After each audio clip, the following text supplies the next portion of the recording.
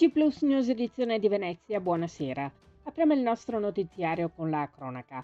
L'assessore regionale alla legge speciale per Venezia Roberto Marcato ha presenziato oggi a Mira la chiusura della bonifica della discarica di Via Teramo in frazione Olmo di Borbiago, nella quale oltre 7.000 fusti metallici contenenti sostanze tossico-nocive là sepolti fin dagli anni 70 sono stati rimossi in un'operazione complessa e fondamentale per la sicurezza del territorio.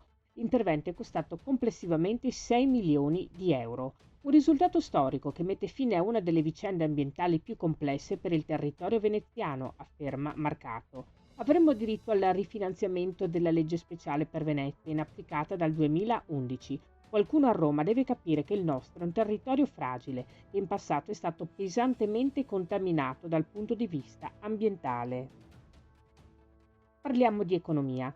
A luglio poco meno di 300.000 pensionati veneti, circa 295.000, il 22% del totale, potranno trovare un po' di conforto nella 14ª mensilità, destinati ad anziani ultra 64 anni con determinati requisiti di reddito. Secondo i calcoli del sindacato dei pensionati della CGIL regionale, circa 200.000 beneficiari, quelli che ricevono un assegno pensionistico inferiore a una volta e mezzo il trattamento minimo, che quest'anno è di 603,40 euro, incasseranno la 14ª piena, il cui importo varia da 437 a 655 euro, a seconda degli anni di contribuzione. Gli altri 95.000, che hanno una pensione compresa fra una volta e mezza e 2 volte il minimo, godranno di una somma ridotta inclusa tra i 336 e i 504 euro.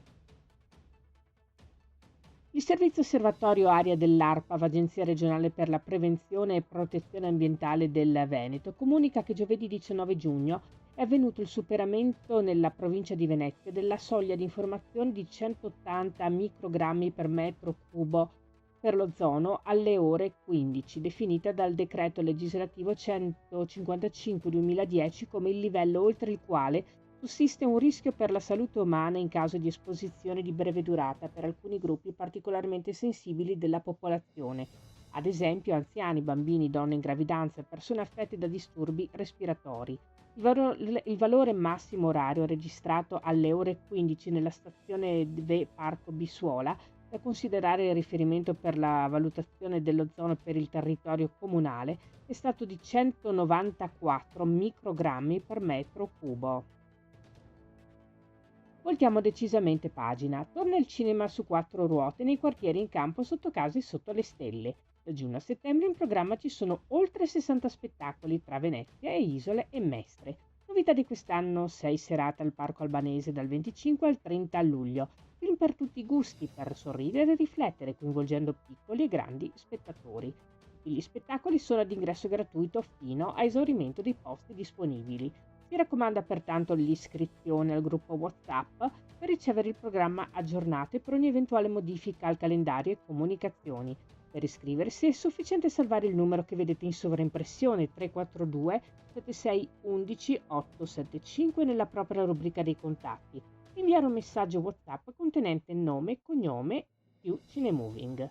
Questa era la nostra ultima notizia. Grazie per essere stati con noi. Arrivederci.